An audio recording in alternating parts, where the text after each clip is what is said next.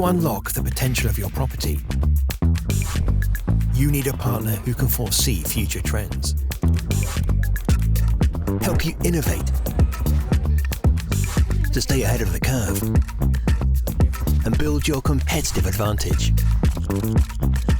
We see the opportunities that will help you achieve your goals faster. Because success isn't just about keeping up, it's about leading the way. Our experts deliver fast, flexible, and tailored solutions to realize your goals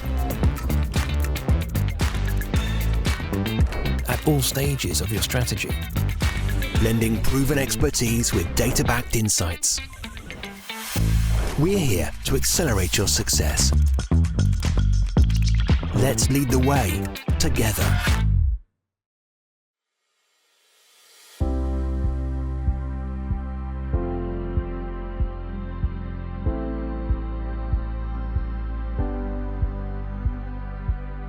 Reshaping the Philippine real estate scene for over 2 decades. Curating premier-themed communities since 1993. Bringing the world's finest destinations right at your doorstep through beautiful developments. Welcome to Brittany, boasting a portfolio of beautiful homes, condominium developments, and exclusive lot-only properties. Contemporary spaces that not only exude timeless elegance and refinement, but also ensure safety, convenience, and exclusivity. Nestled in Tagaytay is Crosswinds, a beautiful 100-hectare Swiss-inspired development that is home to unique dining concepts, hotels, mid-rise residential towers, and other modern conveniences set amid over 35,000 majestic pine trees. Rising in Bacoor City is Burn, a 4-tower high-end condominium development that lets you bask in the luxury of a mountain lifestyle amid Cordillera's green mountain idyll. Located in the exclusive Station Zero in Boracay, Escana is a 5.1-hectare leisure development which promises future residents and guests space, serenity, and privacy marooned in pristine white sand beach. Experience the best of Palawan as you retreat to the idyllic community of Praia, a 21-hectare premium development that brings resort lifestyle into everyday living. In Santo Tomas, Batangas, Brittany is building the 26-hectare Piavana, which is poised to become a sprawling haven for wellness with villas and spas, high-end mid-rise condominiums, grand residential lots, unique retail concepts, and lifestyle centers complemented by vast green spaces. Gracing the city skyline at 20 stories tall, 116 Juarez is Brittany's first premium development in Cebu, designed with a hotel, private residences, and service suites in one. Conveniently located in the premium address of Lana in Davao City, Gala is Brittany's high-end condominium development that beautifully captures the essence of an urban oasis where city comforts and nature's serenity converge, providing residents with the best of both worlds. Located within Villar City in Alabang, the 300-hectare Portofino exudes elegance and sophistication in every detail, with its meticulous architecture inspiring designs and beautiful homes, whereas the 118-hectare Foresta will offer future home buyers contemporary homes and modern hubs set amid a nature-inspired mixed-use development. The 34-hectare Pontevedra estate in Santa Rosa, Laguna presents distinct neighborhoods and modern commercial spaces amid open courtyards and landscape gardens. Soon, Brittany will bring its brand of exquisite leisure developments to premier tourist destinations across the country, such as San Juan, La Union, Talisay and Mactan, Cebu, Maa, Davao, and General Luna, Siargao. In these destinations, Brittany is poised to redefine the concept of leisure destinations by offering world-class developments with world-class experiences and world-class views.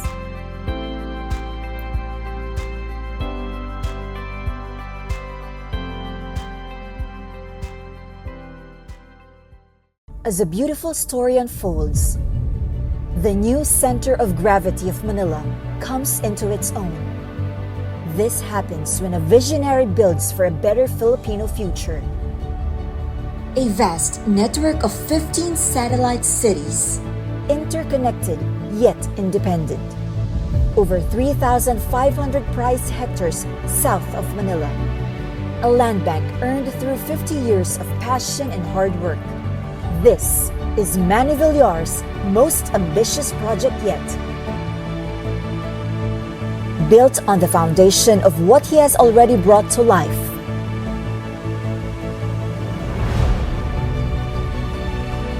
Spanning 15 cities.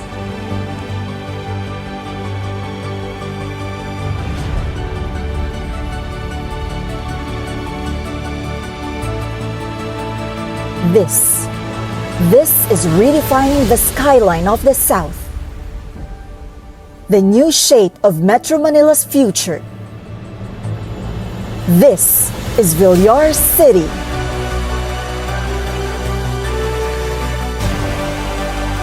Land of a million trees. The lungs of a new mega city. Traversed by 3,000 kilometers of new roads. From Sucat all the way to Tanza. Built for tomorrow.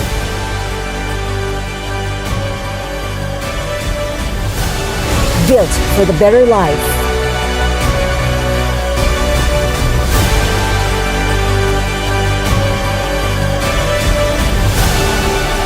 (3,500 hectares, 10 million trees, 3,000 kilometers of new roads, 100 gardens, 100 cafes, a thriving network of smart cities, built to establish a legacy.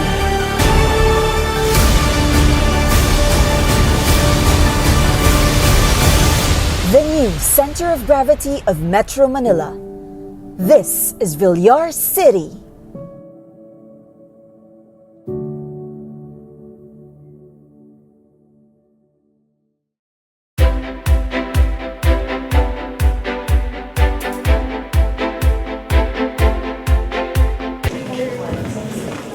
Everyone. Can you raise your hand? First time here in Brittany or here in Villar City? A lot. So all of us are also surprised to have this development. So I'm very happy to have our first South Luzon market briefing here in Villar City, in Bacoor. So I grew up in Bacoor near Tigman. So from such a sleepy town to where Bacoor is right now is such a big progress. And of course, thank you to Senator Manny Villar for having this vision. So I'm Maricris Boson, Colliers Director and Head of Office Services, Tenant Representation. I will be your host and panel discussion moderator today. I know many of you are familiar with the market briefings that Colliers organizes every quarter, and we thought why not organize the first South Luzon market briefing here in Villar City. Many of you know that Luzon, specifically the cities of Muntinlupa, Las Piñas, and Metro Manila, and the provinces of Cavite, Laguna, Batangas, is an economically important corridor that is teeming with some of the best and most diverse real estate projects I have ever seen. Here in the South, we have exclusive gated communities, golf courses, leisure developments, industrial park, integrated townships, not to mention we are just an hour away from Nasubu. Actually, Tagaytay, I can take it 40 minutes away from Ibiya, so very accessible. Indeed, we always say at Colliers that South Luzon property market is poised for sustained growth, supported by continuous infrastructure development, a diverse business environment, and favorable investment climate. As of this region continues to develop into a significant economic hub, investors, developers, home buyers seeking to capitalize on its real estate landscape are presented with numerous options and opportunities. But before we embark on a relevant and insightful discussion on the exciting property market of South Luzon, let me first acknowledge our partners who made this event possible, Brittany and Villar City. At the end of this session, we would also like you to stay a bit longer for networking opportunity and a tour of Villar City. Please do not approach any of our Colliers team if you want to join the tour. We'll also be displaying our QR code for a short survey. We'd like you to take part of it. Joey will be flashing the responses of the results of the survey. So I'll give maybe 5 seconds if you guys can just take a photo of the QR code and take part of the discussion, or else Joey won't be presenting the South Luzon report.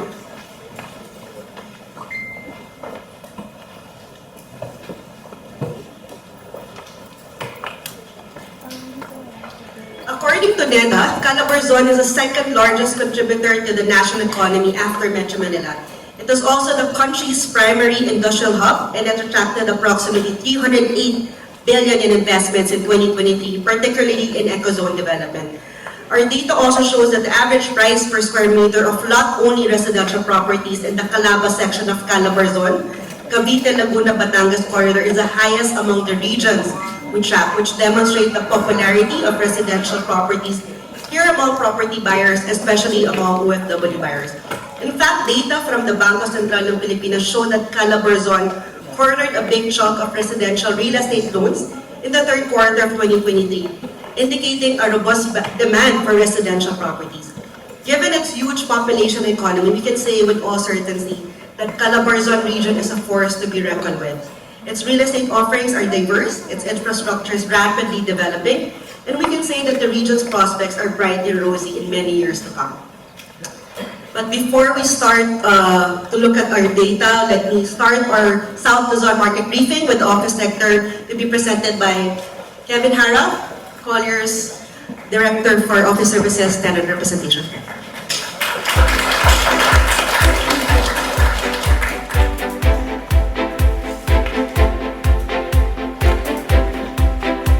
Thank you, Chris.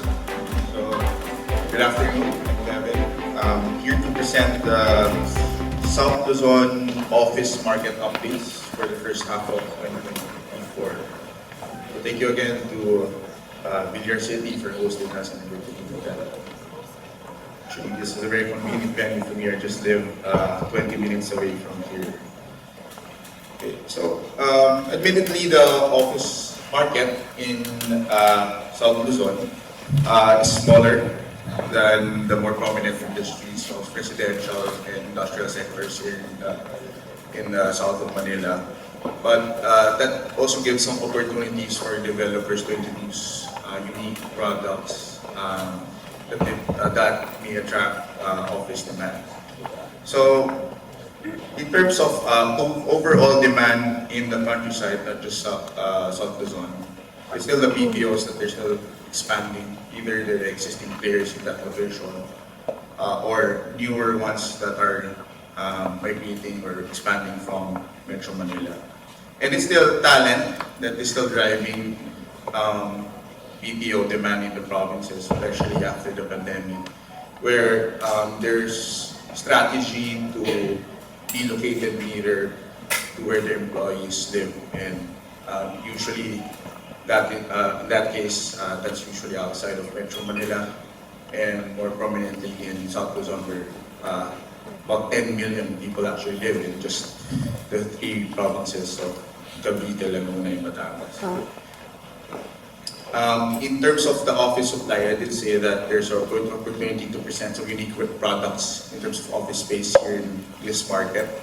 And we see that usually it's the office plus retail mix that's really still gaining traction among the BPO occupiers that is looking for office space. And that'll explain more in detail later. So as I've said, this is a very talent-rich area. Just for Cavite, Laguna, Batangas, we have 10 million people, and about 4.8 million are in the working age population for Cavite, Laguna, and Batangas. We also see quite a healthy amount of graduates, and comparable to other tier one locations around the Philippines where you have at least 10,000. If you combine Calaba altogether, you get about close to 20,000 annual graduates per year. But the challenge in South Luzon actually is it's also competing with job opportunities in Metro Manila, since the commute and accessibility between Manila, particularly the south areas of Manila like Makati and Alabang, are easy from South Luzon areas of Cavite, Laguna, and Batangas. So in terms of office space transaction, it's still concentrated in Manila, where 79% of office transactions have happened in the first 6 months of 2024, and then just 21% in the entire province.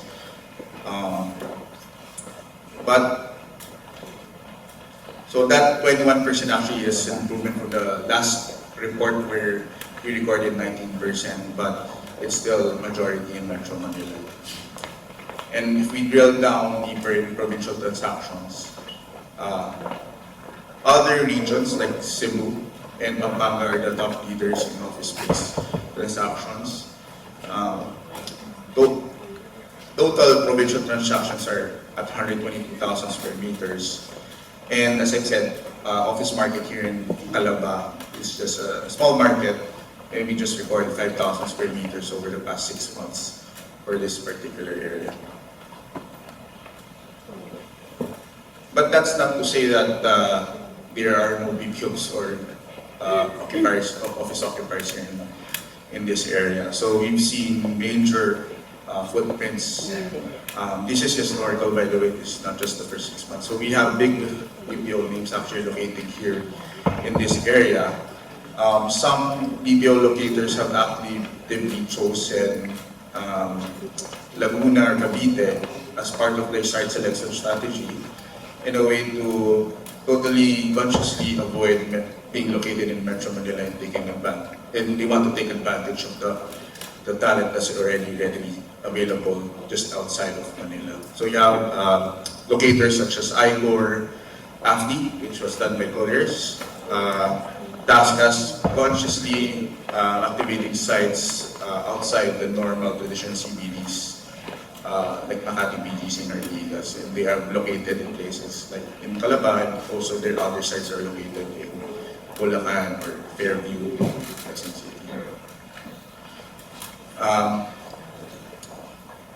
So yeah, in terms of recent expansions, we saw expansions from Bacoor, which got another space in SM Santa Rosa.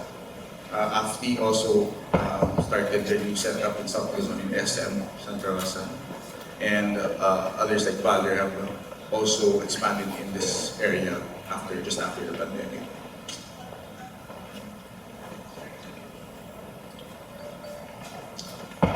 So we've also we talk a lot at normal average occupancy levels of office buildings here in the South Luzon area.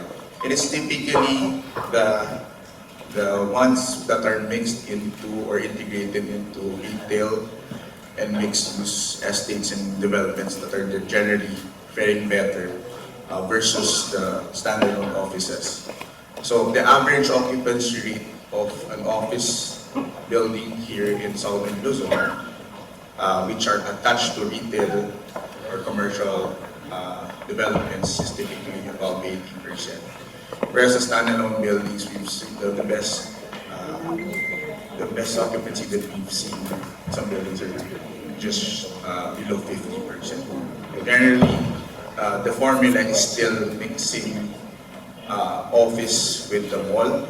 Or if you're planning to build the mall and you want to maximize the property value of that site, it can be worthwhile to add an additional office component on the higher floors. And then the BPO locators that I mentioned in the previous slide are in these kinds of spaces.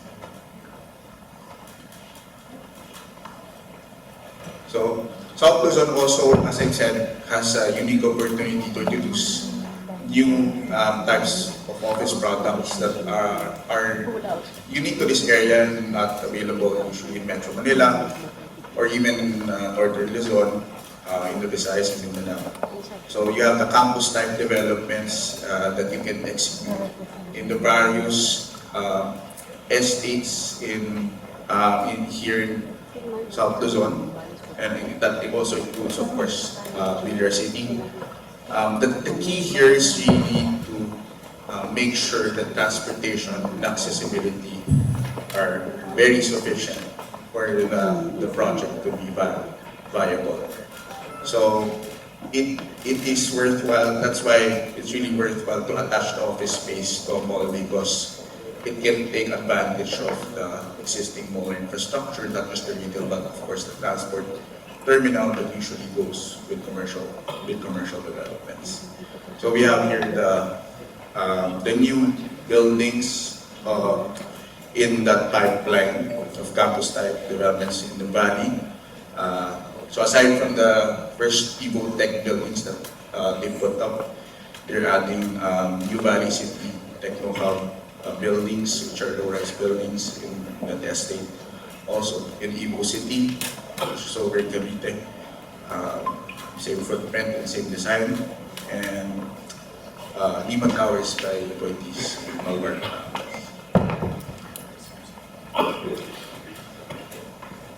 So just some key metrics on the three provinces in South Luzon. So slim pipelines on office supply. We just have actually the buildings in the previous slide coming up in the next 2 years. And actually there's an opportunity to introduce supply also in Batangas. Batangas is actually in a unique position where it's not as near as Cavite and Laguna, not adjacent to Manila. So we're not really competing for talent in that city, and there's opportunity to build closer to where the Batangas employees actually live in that province. And lastly, we did we did a provincial survey in one of our general market areas, just to survey the market where a typical BPO requirement can be accommodated in a provincial location. Outside Manila, still Cebu and Pampanga. In Laguna, Cavite, we do have options, but these are numbering just at the 5 to 10 options if you are doing a site selection for a typical 500-seater requirement for a BPO. So there's an opportunity, and combined with the captive talent pool that we have in this area, certainly there's an opportunity for developers and investors to pump in more supply. But the key really here is to be strategic about developing these office spaces and still mix them with the integrated developments, especially retail and transportation. Those are the key ingredients to having a successful office project. And that's it for South Luzon Office Market Update. Thank you.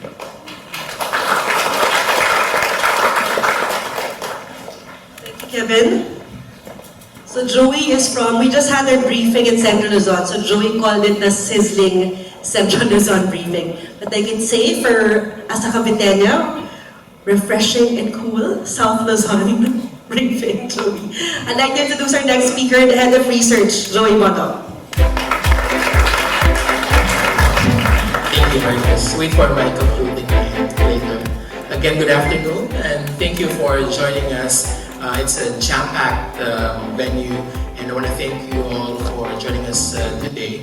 I'm going to give a quick recap of what happened to the Philippine economy. First quarter of this year, we grew by 6.3%, making the Philippines the second fastest growing economy in Southeast Asia. And the forecasts are looking very good, 5.8 to 7%. So if we grow by just about 6%, that will likely make the Philippines the second fastest growing economy in the region, only behind Vietnam. And overall, we're very optimistic because OFWs abroad continue to send money. We have about, 11 million Filipinos working abroad, and they continue to send money to their families, loved ones here in the Philippines. $37 billion in remittances last year, the biggest ever received by the Philippines. And the central bank is even projecting these remittances to grow by about 3% this year. So imagine that, about $38 billion that will be infused to the Philippine economy, about $34 billion in terms of cash remittances. The only concern that we have is that if you look at OFW spending patterns,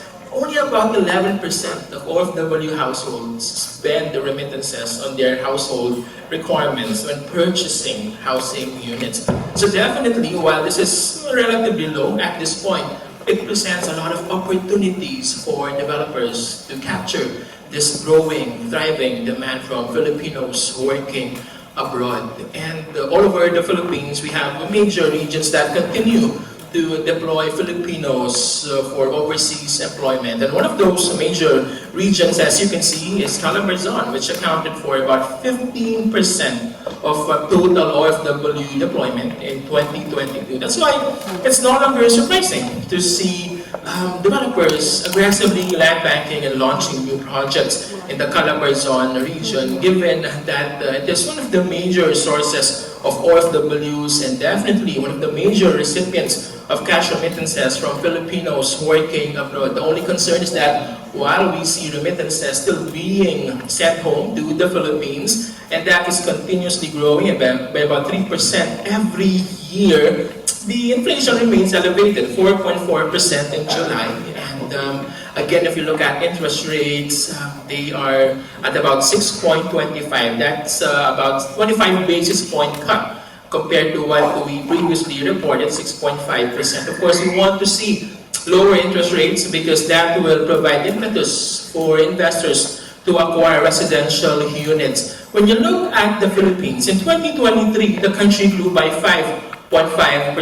And the Colliers region, in fact, expanded by about 5.2%. So I would say that about the same pace as the Philippine economic growth. If you look at the breakdown of the regional economy, and as you can see here clearly, 50% coming from the services as well as industrial sectors, and those two segments only indicate that it's manufacturing, industrial, BPO services that continue to fuel the economy of Colliers region. Imagine Colliers accounting for 15% of total economy of the Philippines, a single region out of 17 regions in the Philippines. But I always say this, and if you listen to my presentations, the Philippine economy has been reviving, it has been growing, but there is no economic recovery story that will be complete without infrastructure. And in the previous administration, you're probably familiar with the line, build, build, build. Now it's build better, more. And President Marcos even highlighted the strategic and on-time schedule of infrastructure public projects across the Philippines. You want to see a ramped-up infrastructure spending, about 5 to 6% of our country's GDP in absolute terms. That's about 1 trillion pesos every year in money being allocated for public projects across the Philippines. And again, one of the major regions that will benefit from this Build Better More initiative of the government is South Luzon, the Colliers region. You have LRT1, Cavite extension, Skyway 3, of course, also benefiting those coming from the south, Cavite, Laguna, Expressway, SLEX Toll Road, Phase 4, Nasugbu Bawan Expressway, NLEX, SLEX, Connector Road, massive infrastructure projects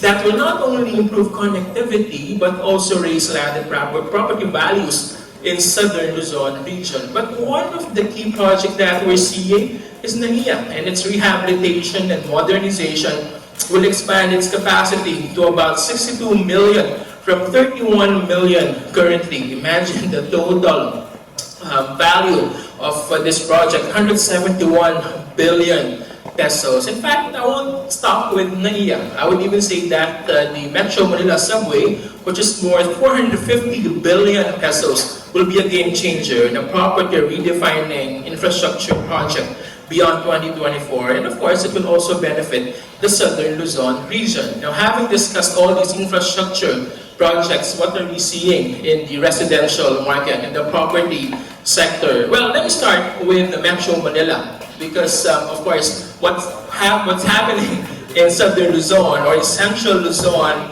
will of course have an impact on Metro Manila, and the impact of this residential landscape will also spill over to these neighboring regions. We see lengthened remaining inventory life in Metro Manila, meaning it's now taking a little longer to fully absorb the condominium units in the capital region. But what has been happening and what has been evident so far is that the take-up for horizontal remains unequivocal. This only means that there's a strong appetite for horizontal segment, especially for the Southern Luzon region, where you have OFWs and local investors that are still investing in this house and lot only developments. What we're seeing also is the more pronounced differentiation of master plan communities. Launching a township just won't cut it. What will you complement that township to make it stand out so that you attract investors and end users all over the capital region, all over the Philippines? We're seeing more loans being granted to regions outside of Metro Manila, while the share of Metro Manila to total residential real estate loans has been dropping to 31 from 48% previously. I'm talking about 2019 versus 2023 figures. The share of Central Luzon, in fact, increased from 25 to 33%. And because of this strong demand for horizontal units, we're seeing an upside, especially for house and lot developments. If you look at the Calaba corridor, the average price of a house and lot unit is 4.7 million, growing by about 7.2% every year from 2016 to 2023. And it doesn't stop there. For the lot-only segment, we're also seeing a brisk take-up for this horizontal segment. Average price per square meter of about 19,000 pesos, resulting in an annual growth of about 6.7% every year. So, the most expensive house and lot, horizontal, lot-only developments are definitely found in Calaba, Cavite, Laguna, Batangas corridor. And this is a major concern, especially for developers that have massive footprint in the residential landscape of Metro Manila, because as I highlighted earlier, the remaining inventory life has been lengthening. The period of time it will require for the market to fully absorb condominium units, whether in the pre-selling or secondary market, has been extended to about 5 years. In the pre-selling sector, that's a reason why we're seeing less launches. In fact, for the launches as of first half of this year, only about 5,000 units and 6,000 units taken up. A reason why we're seeing less launches, a tempered pre-selling condominium market in Metro Manila. This is the remaining inventory life that I have been stressing about 5 years. From 2017 to 2019, a peak period for the residential market in Metro Manila, the absorption rate is only about 1 year or 12 months. So where are the remaining unsold, ready for occupancy units in the market here? Primarily from Quezon City as well as Pasig.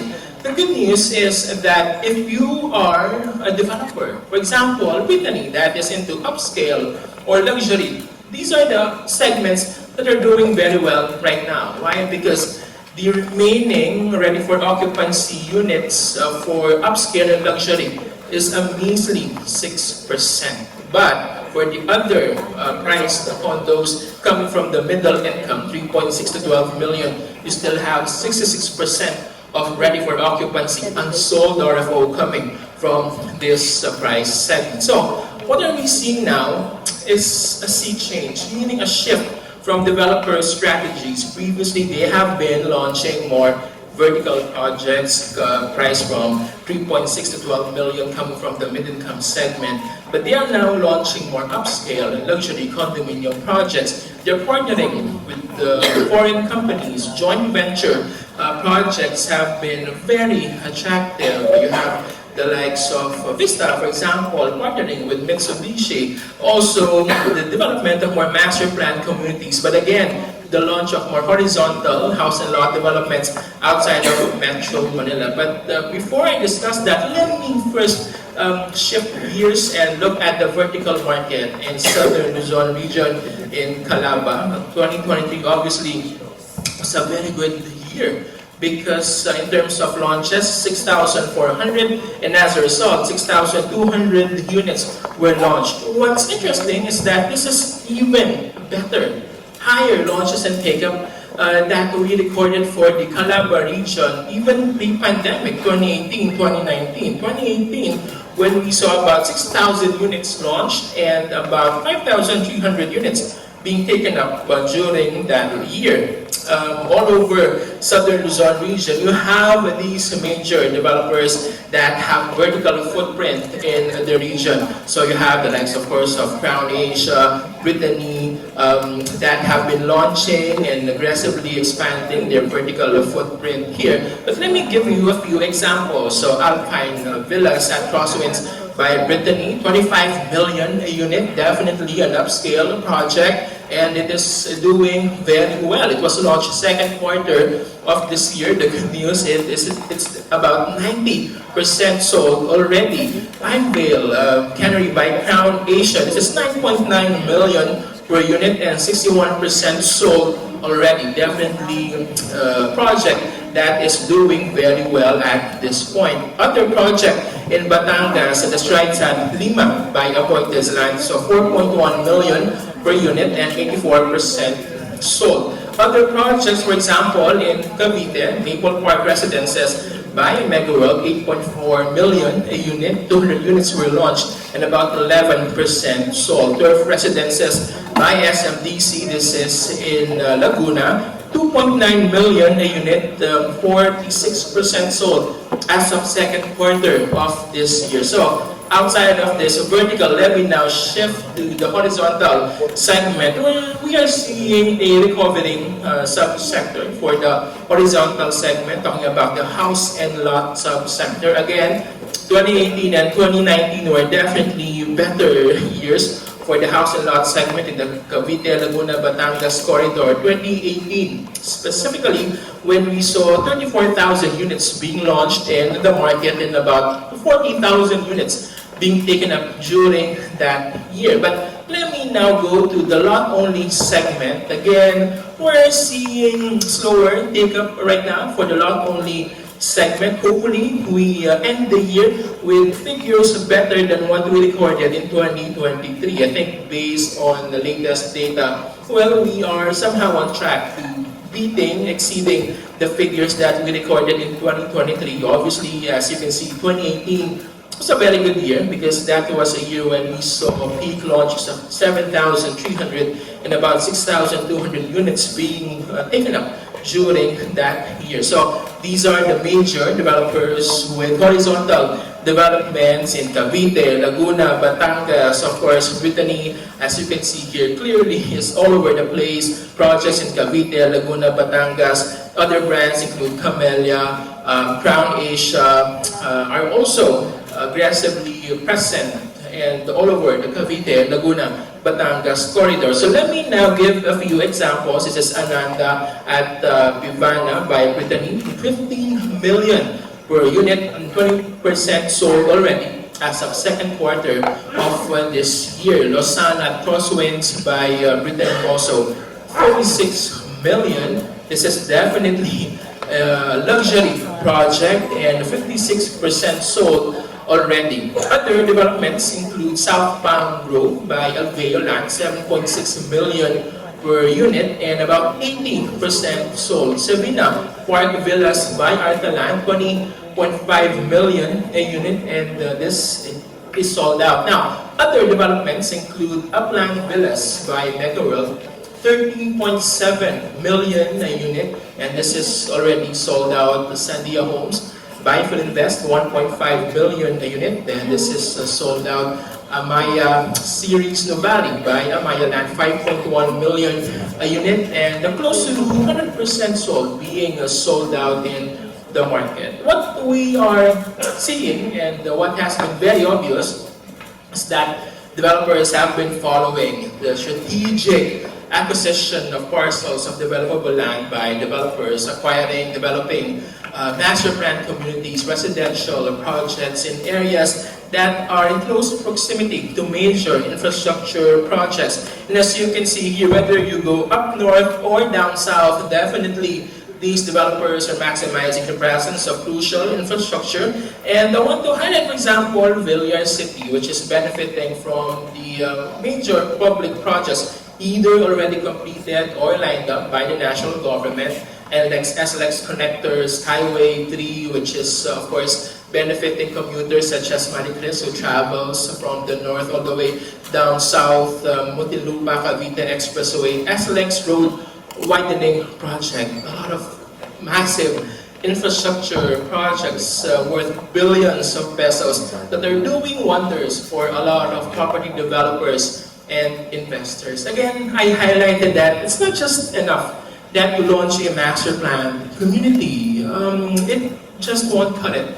You need to make sure that you stand out and that you differentiate. And how are they differentiating in a competitive, fierce property market in the Philippines? They are complementing these with, for example, active lifestyle features, sports hub, recreational facilities for the likes of Hermosa, Nuvali, for Lima Estate also, or even master plan communities up north. You have the likes of Alviera, Capital Town. They make sure that they have sandbox facilities, museums, large museums to entice potential investors. What's interesting is that you also have the likes of Villar City that are featuring golf courses. And this is one feature that is really proliferating at this point. I write for the Philippine Daily Inquirer and Philippine Star, and property editors usually ask me to write something about golf communities, and I'd say, well, this is a very interesting subject, so might as well write about it. Having golf communities beside residential enclaves is very important because it's a crucial placemaking strategy. What will make investors and end users interested in your master plan community? It highlights the active lifestyle of investors and end users. It is also benefiting from the rebound of the travel and tourism sector. If we welcome 7.7 million tourists this year, they will be playing within your golf communities, and essentially, eventually, they will also be enticed to acquire residential units, especially vertical projects where foreign ownership is allowed. We believe that if you have a residential enclave near, beside the golf community, you have strong rental prospects as well as price appreciation potential. Again, it highlights the importance of green, sustainable, open spaces. If you recall this, and if you tuned in to our webinars back in 2020 and 2021, we asked you how important are green, sustainable features in your residential investment. Well, you answered in varying degrees. Some of you said it's an important consideration, important factor, it's crucial. But essentially, no one's saying it is not important when acquiring residential unit. Essentially, 100% of our respondents, you who tuned in and participated in that webinar, said that having green open spaces is very important. So we have this proliferation of golf communities, whether in Northern Luzon, Central Luzon, and of course Southern Luzon, including projects, for example, by the Vista Group, Villar City, which is now also offering a golf estate. So, what I want to highlight is the Villar City. Again, we're seeing the proliferation of master plan communities outside of Metro Manila, mainly because of the lack of developable land in the capital region. Land values in Metro Manila have been surging. So definitely the next move for developers is to look at the next growth areas, and definitely Southern Luzon is one of those. Villar City by Vista Land, 3,500 hectares, and it will feature a golf course, a hotel, events arena, central business district, residential developments, and of course a university. Not just one university, but a university town that will house major universities, including my alma mater, of course, University of the Philippines. So what will likely sustain the residential sector moving forward? Again, the continued expansion of projects outside of the capital region. And again, why not launch all these horizontal developments when you have price appreciation, whether house and lot only of about 5-15% every year from 2016 to 2023. Prices are still on the upside, especially in central as well as southern Luzon, where we see massive infrastructure projects being developed by the government as well as private sector partners. Remittances will continue to grow and will likely increase by 3% this year, and again that will likely influence the take-up appetite for residential units across the Philippines. The country will likely remain as one of the fastest growing economies in Southeast Asia, and the 6% growth will probably place the Philippines only behind Vietnam. Continued differentiation. What will you feature in a master plan project that will make you stand out? Is it an active lifestyle facility or amenity, green spaces, more open spaces? Is it a golf estate or golf community? Definitely, it is a must to stand out. It is important that you differentiate. The industrial sector has been achieving substantial monumental growth, especially at the height of the COVID-19 pandemic because of the demand for cold storage facilities. We are seeing a strong pre-leasing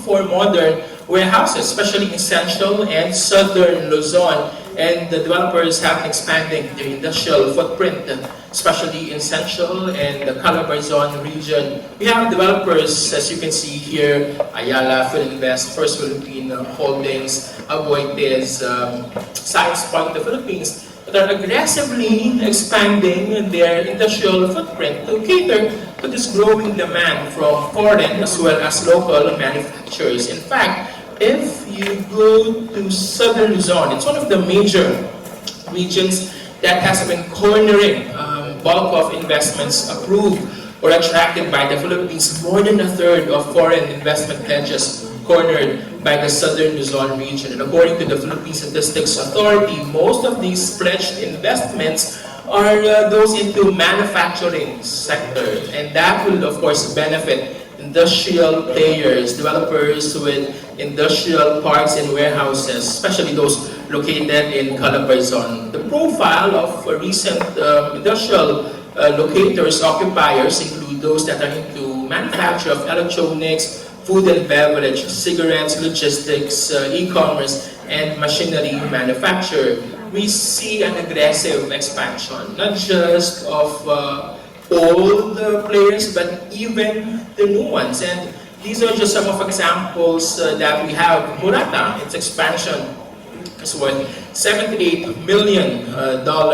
You have the likes of EMS Group partnering with the European company.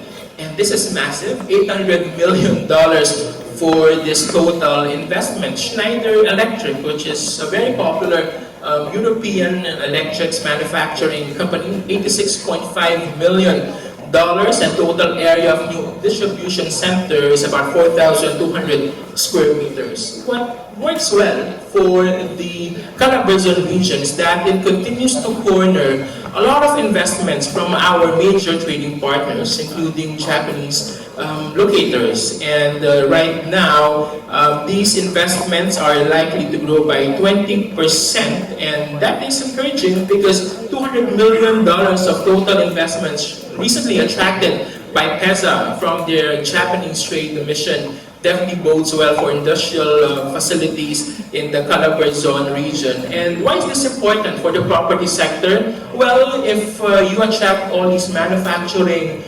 companies, they will be having expats here in Southern Luzon, and those expats will be playing in your Gulf communities, will be acquiring condominium projects in your master planned township. So that is a very important demand driver for the residential sector. DNL has been diversifying, and its total manufacturing facility is worth about $772 million. Ayala has also been aggressive as it partners with the Zero Motorcycles for the manufacture of motorcycles, and total investment is worth $250 million. Total units to be produced from 2024, 18,000 units.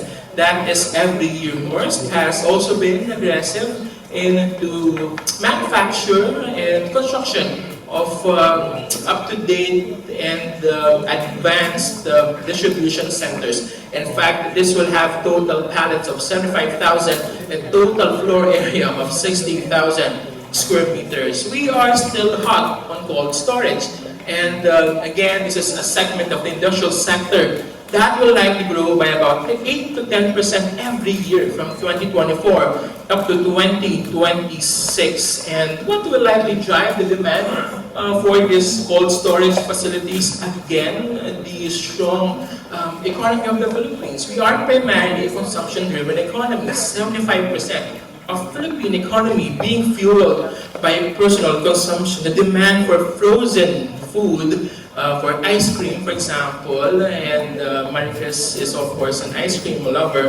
And again, the continuously growing demand for food and beverage. There will be challenges, and hopefully the Philippine government eventually addresses these concerns, including high logistics costs, the traffic, of course, and the power cost in the Philippines, which is the third most expensive in Asia and the second most expensive in Southeast Asia. Again, Ayala is doubling up on its cold storage capacity, 20,000 pallets by 2025 from 10,000 pallets currently. So, looking at the industrial sector, it remains vibrant, and it is of course driven by continued expansion of industrial space in Central Luzon and of course Southern Luzon, to be fueled still by the Philippine economy being consumption-driven. 75% of our economy coming from household spending, which is also driven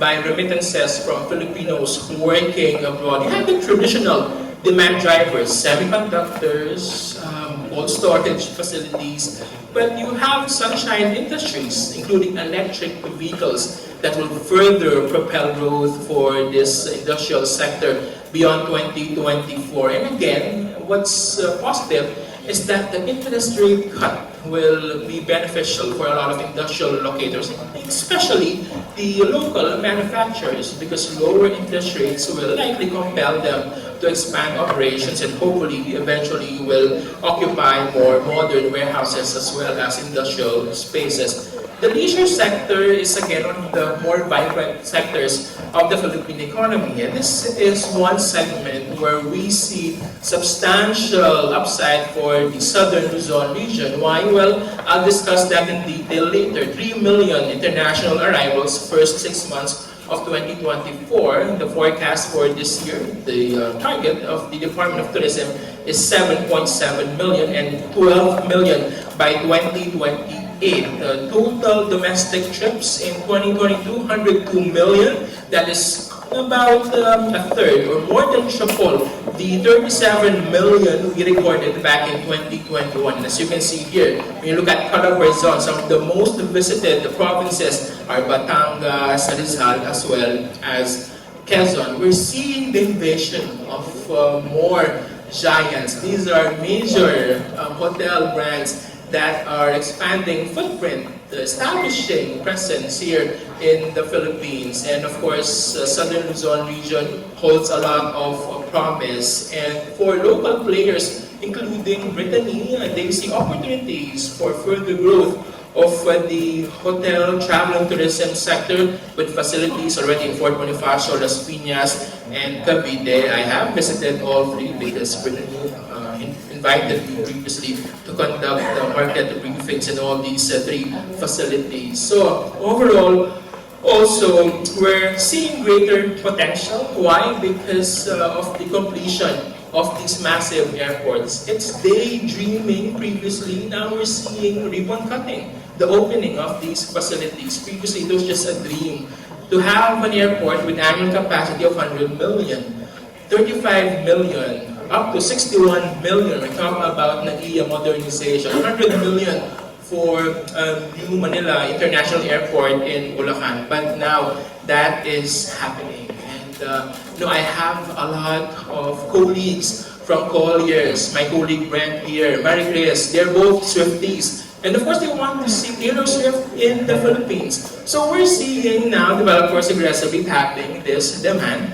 And they are building more massive convention centers. The new Philippine International Convention Center, capacity of 150,000. What's interesting is that the Villar City will also feature an events arena, although details as to its capacity have yet to be disclosed. So what will drive the hotel sector beyond 2024? The Philippines becoming a major MICE hub, meetings, incentives, conferences, exhibitions. We believe that even with the proliferation of platforms including Zoom, MS Teams, there's really nothing that replaces the opportunity presented by in-person networking. And again, we now have young, millennial, Gen Z employees driving the demand for the staycation market. 3, 4-star hotels are also proliferating. We're seeing new hotels, whether foreign or local brands such as Brittany,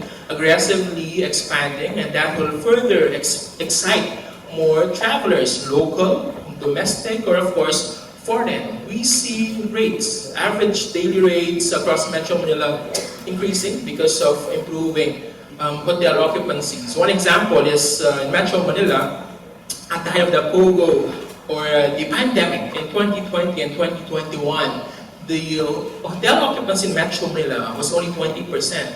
Now that is up to 63%. And we believe that this will not just be confined within Metro Manila. Definitely key locations, including Southern Luzon. And you saw that slide previously, you have Quezon, Rizal, Batangas that remain among the most visited locations in the country. And hotel players with a massive leisure footprint in those areas will of course benefit from the continued influx of local as well as foreign tourists. We also cover the retail sector, and this is one segment that continues to see growth. Outside of Metro Manila, you still have Filipinos spending on travel and tourism, on recreation and culture, on transportation. That's why hotel players are benefiting and taking advantage of these opportunities. One of the major reasons why food and beverage spending is down is, of course, because of elevated inflation. But if you go around, if you look around malls, you're seeing a lot of food and beverage retailers. And this slide here only indicates that there will be more new F&B retailers that will be opening shops soon. More than 40% of these retailers coming from the F&B segment. In fact, some of these foreign retail players are aggressively launching, opening brick-and-mortar spaces, not just in Metro Manila, but in key areas including Central and Southern Luzon, which are also among the major drivers of the Philippine economy and among the fastest-growing regions of the Philippines. We want to see more of these retailers locating not just in the capital region, but also locating in major malls in Southern Luzon. So we all have these retailers that are coming outside of Metro Manila. But hopefully, we also see the reverse. What do we mean by that? You now see local players, especially those focused primarily in Southern Luzon, that will eventually expand and open shop in Metro Manila. Again, infrastructure development will be crucial. That's why we see the proliferation and attractiveness of transit-oriented retail shops. We also look at previous surveys, especially those conducted by Colliers USA. In 2019, Colliers USA conducted a survey, and the question was, which of the following do you think would make good locations for flexible workspaces? And more than 70% of respondents say they want to be located inside a mall. We believe that co-working spaces are very viable, especially within a Vista Mall, for example, because of these strong transportation links, the presence of these terminals near these retail centers, malls. They serve as one-stop shop. So while working in a co-working or flexible workspace, you can watch a cinema after, eat at your favorite restaurant, have a very good movie experience, renew your driver's license, renew your passport. It's a one-stop shop, essentially.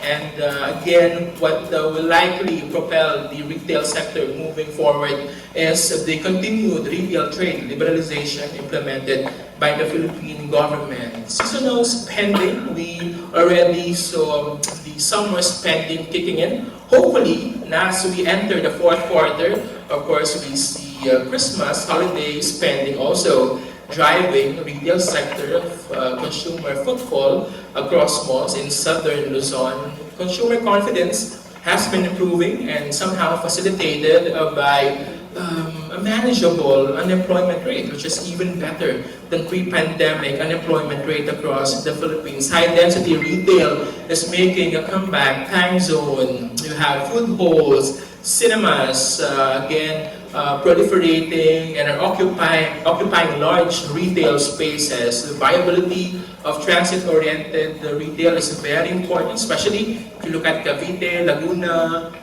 Batangas region, Cavite, Laguna Expressway, for example, with daily capacity of hundreds of thousands of passengers as well as cars, definitely will be very good locations for new retail centers. And again, the continued innovation and renovation. If you are familiar with my retail sector, I always say that for mall developers and retailers, it's important that they innovate, otherwise they will evaporate. If you look at the State of the Nation address and the previous statement of President Marcos, it's very positive still for the property market. Why? Because he highlighted the ease of doing business. If you can start a business in Singapore or Hong Kong in a day or two with 3 signatures, you should be able to do so in the Philippines. And that will benefit the major industrial hubs such as southern Luzon, which continues to entice manufacturers, foreign or local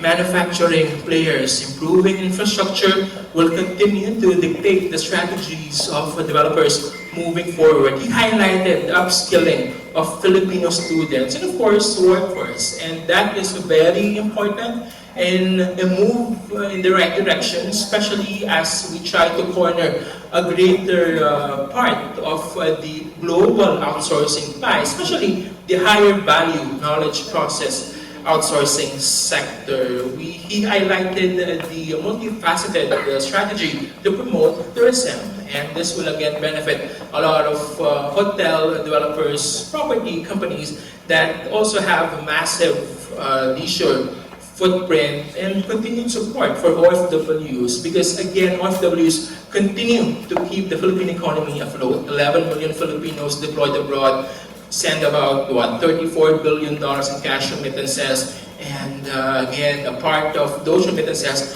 will continue to be allotted for the residential investments. And we always mention that the sweet spot for the OFW investor sentiment is the 2.5 to 7 million pesos per unit, whether condominium, house and lot, or lot-only investment. He also mentioned that he wants to highlight the costly and insufficient power in the Philippines, and that will be very important, especially for key industrial locations such as southern Luzon, because if we want to entice more manufacturers, to open shop and expand in Southern Luzon region, we should be able to address the inefficient logistics and power costs that we are currently experiencing. Now, before I proceed, let me just mention and remind you that we have this poll survey. So I do encourage you to answer our survey now. We will flash the responses later. Now, unfortunately, I do not write children's books, but I write for the 3 major dailies. So I have a column for the business world. This comes out every Tuesday, and in fact, I wrote recently, which came out today. It's about capitalizing on the popularity of leisure-oriented developments, and of course, highlighting Brittany projects. Hopefully, you get a copy. Copies are available outside.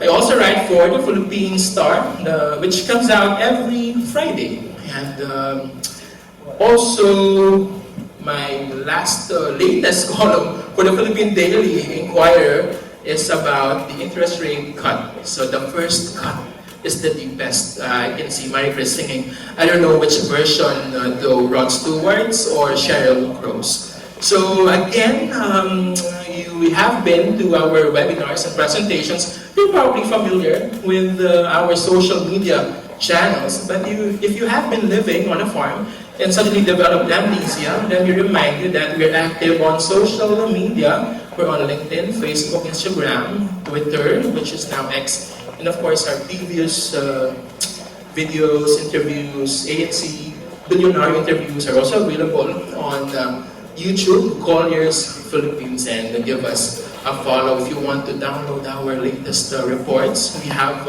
reports on office, residential, industrial, and hotel. If you want to listen to our soothing Spotify voices, please scan this and give us a follow.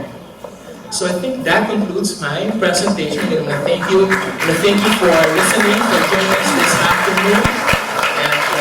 I'm going to call on my colleague, Marie-Chris Sarinomason.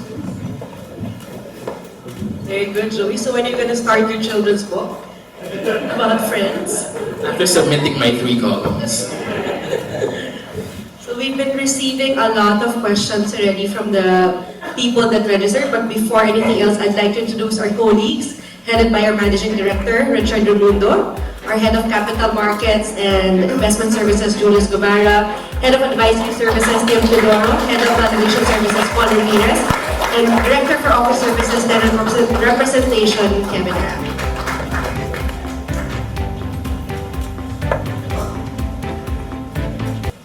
We have questions from the Vista team. I'd like to call on Yvonne Manangkil for your questions to our Colliers team.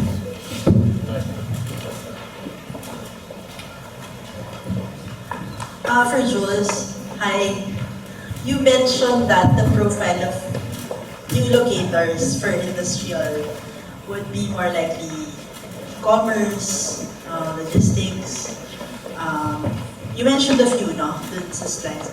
But which of these would more likely be the driver for the next 12 to 24 months? I would still say e-commerce continues, the demand continues to be strong, particularly along SLEX. There are also a couple of private equity firms who are looking to enter that space, also in the logistics and warehousing. That's very bullish in the south, and banking on e-commerce demand as well as cold storage. So yeah, I think within the next 12 to 24 months, that would be where the action is in terms of industrial demand. Thanks, Julius. Also from Vista, Roel Manigbas. Quick question for the residential sector. I think this one's for Ms. Teresa Tidor. Do you see more house and land projects in the Calaba area? Yes, there's a lot of demand for house and lot products in Calaba, Cavite, Laguna, Batangas area, especially since there's been a lot of interest moving outside of the more congested metro Manila. In addition to that, there's also been an uptick of interest as well in terms of condominium developments. In certain areas, especially where you see the land values are already quite high. And so developers that are offering affordable and mid-income condominiums have seen also uptick in demand for them. Thanks, Tim. From Joey Roi from Vista. Hi, good afternoon. I'd like to address the question to Paul Ramirez. My question is, what is the immediate and long-term impact of golf communities in the South, especially regarding valuation of property? So the irony of the golf community is that before the pandemic, it's kind of sluggish when it comes to market. But during the pandemic, somehow it boomed. All the golf communities, golf club shares, country club shares have skyrocketed during the pandemic. This is due to people having money to spend on things here in the Philippines because they can go abroad. So they invested on these types of assets during the pandemic. Also, the golf is one of the first activities that was allowed by the government. So, of course, the government officials themselves are the ones who lobbied for this. So, because they're the golf players as well. So, what happened is we didn't really expect it. So, even myself, when we were looking at this asset class, we were very surprised at how the golf shares, club shares, have, doubled the price or even tripled prices. You can check it out in the most prominent brokers as well. So moving forward, I think the golf is here to stay. So it's still the leisure activity of the high net worth individuals, and I think it will continue to be so. So wherever the golf communities are, I think those who can afford it would consider buying properties in these types of property in these areas as well. Thanks, Paul. From Trixie, Dia? Questions from Trixie? For Paul again, favorite. Can you comment on the how the effects of improving infrastructure on land valuation and properties here in the south of Metro Manila? Okay, so the good thing about infrastructure projects is it unlocks land value. So how does this do it? So when we put infrastructure project on a piece of land, what happens is the available uses of that property actually improves. So there's a lot of uses. So if an infrastructure project doesn't happen, say for a property, it remains agricultural. But once you cut through it with a road, suddenly other land uses are available for it, like industrial, residential. So the access to it is more convenient. And because of the more land uses available to it, the prices will automatically increase. So value equates utility or use. So the more uses you can do in a property, most probably the higher value it will provide. I'd like to call on Trisha Vilarbis.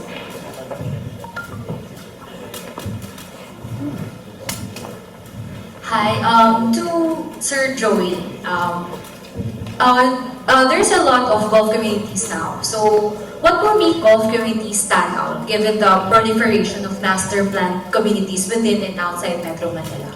I think one advantage of having a golf community is not just the presence of that golf course, but you have a golf community. There are other complementing features. So you have perhaps schools, universities that will be built alongside that golf enclave or community. You also have other active lifestyle amenities that will also support that golf community.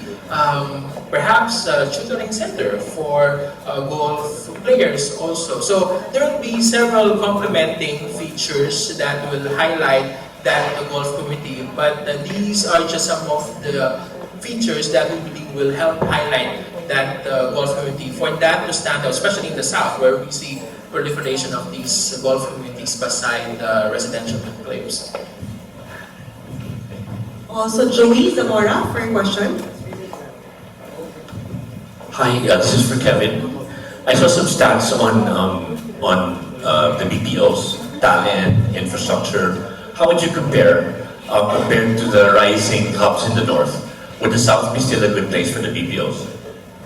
Admittedly, you have some, I would say, more mature infrastructure, particularly on North Luzon, like Central Luzon, like Clark, where you have the international airport. And for BPOs, that's important that their sites are easily accessible from abroad. And that's why when you look at Clark, that airport is really an important component. Plus, there is a planned infrastructure project connecting that airport to Manila by the high-speed railway.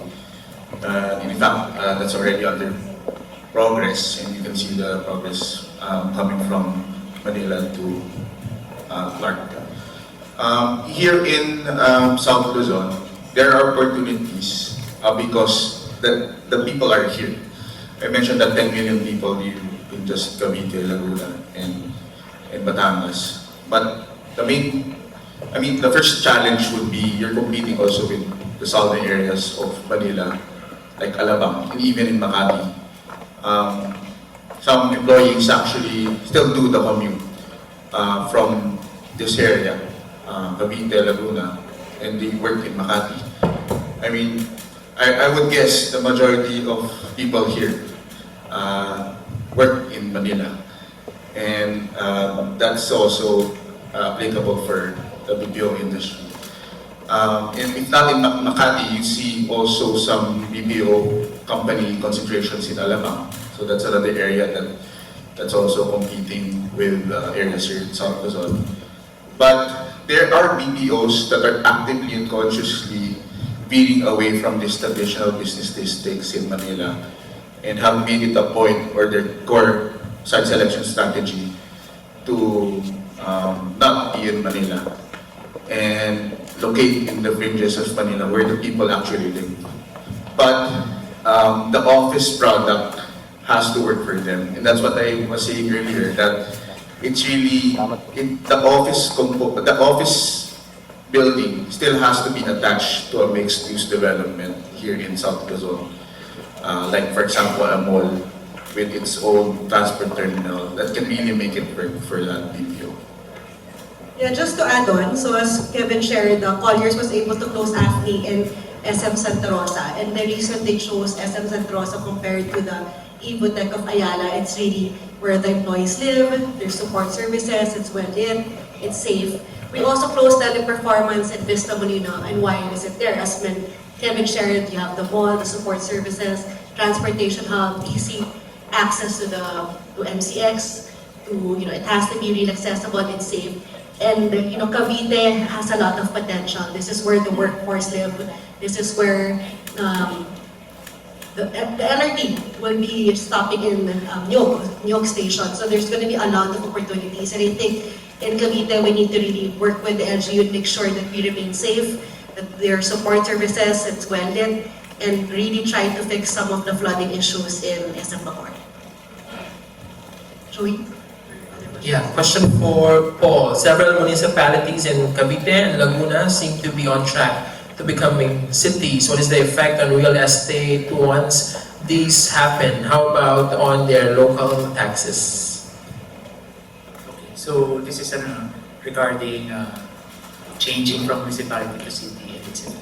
So the changing of it's just an effect really of what's happening in the economy and the population growth. So the underlying reason why it increased is because of the population, the increased tax base and revenue of that particular municipality or /city. So the natural byproduct of that is the more activity, economic activity that happens in a particular town, the land values in that area increases as well.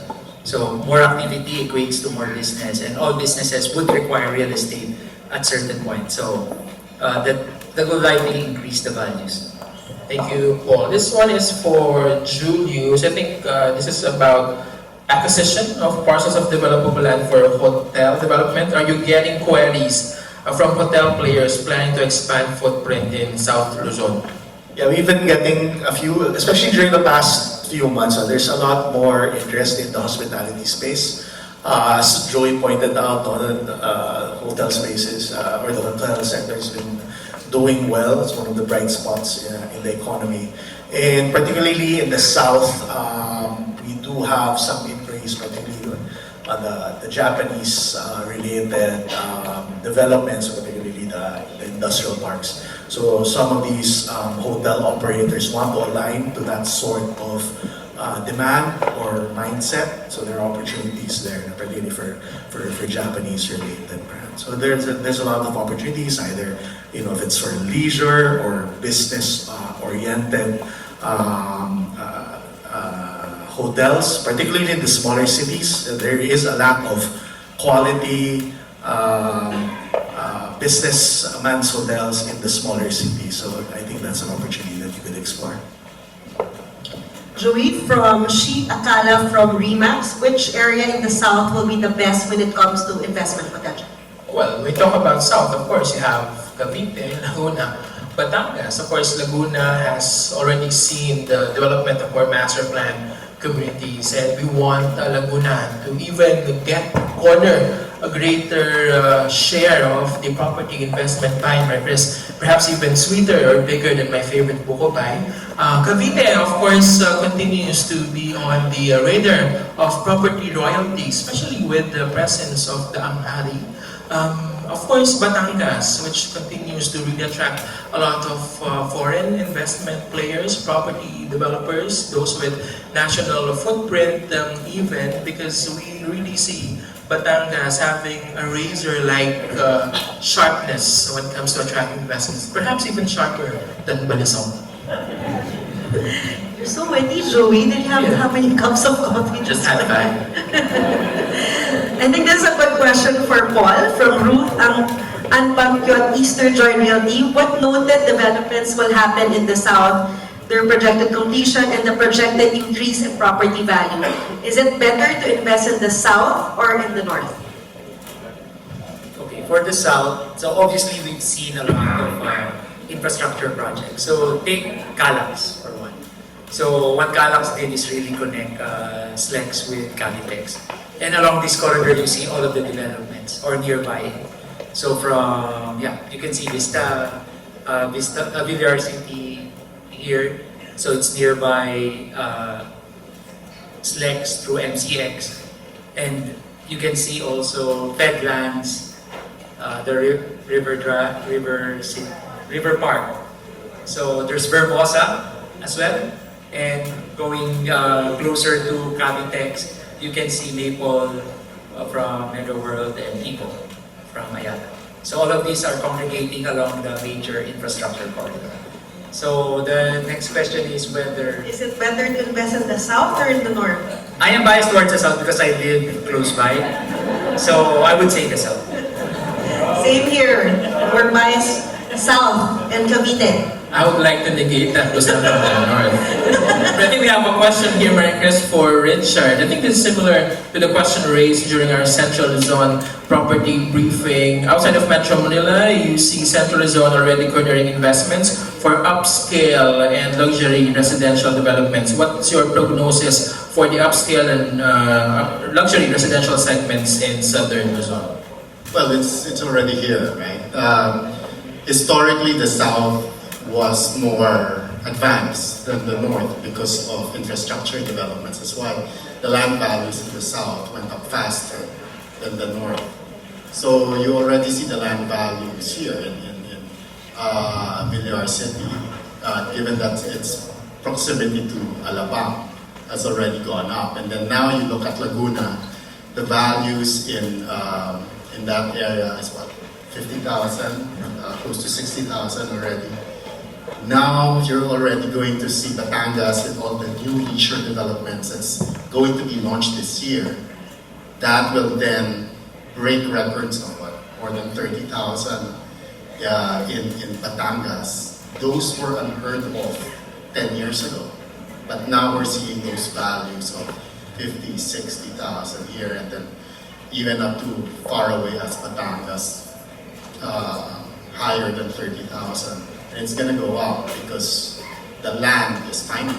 A lot of the developments in Laguna and Cavite are nearing completion. That's why it's getting now pushed further south. Thanks, Rich. Okay, so before Richard's closing statement, let's look at the results of our survey.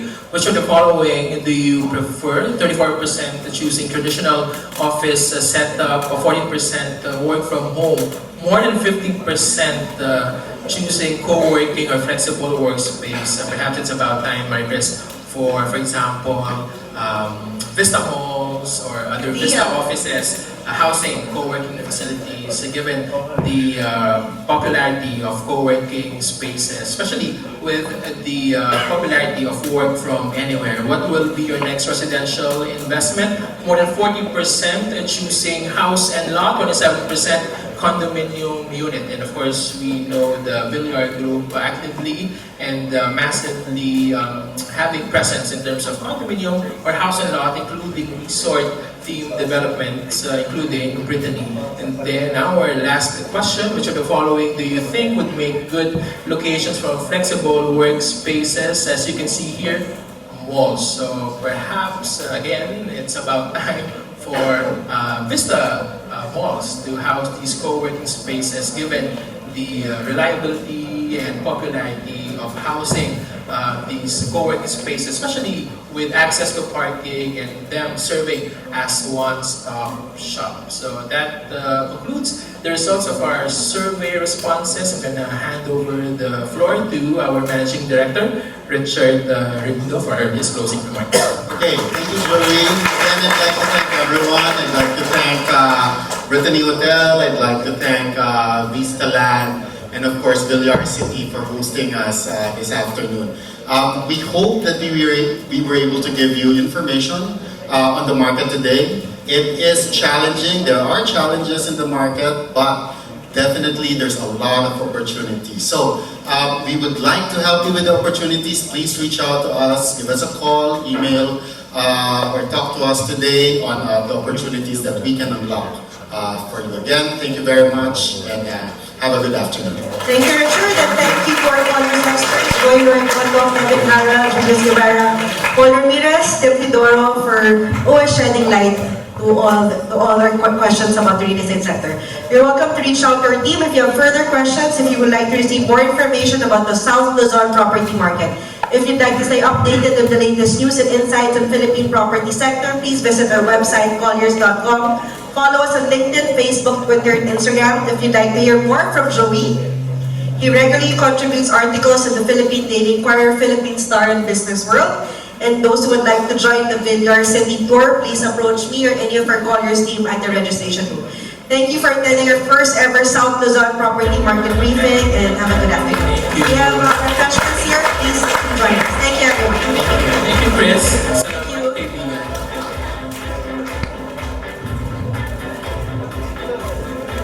We would like to request the Villar City team and Colliers team for a photo by the stage.